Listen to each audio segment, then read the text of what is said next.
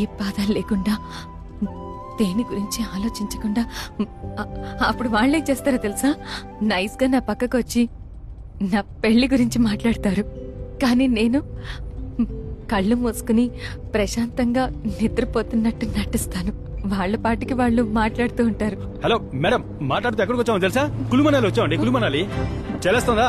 మంచండి, మంచు చలేస్తుందా? మంచుకుండండి, మంచు కనిపిస్తుందా? అబ్బా ఎలా ఉందో చూడండి. చలేట్లా? అవును, చల్లేస్తుంది. ఇటుపక్క చూడండి, తాజ్మహల్. తాజ్మహల్ ఎంత అందంగా ఉందో చూడండి. ఆహా, అందం అందం ఏ అందం. అందంగా ఉంది కదా?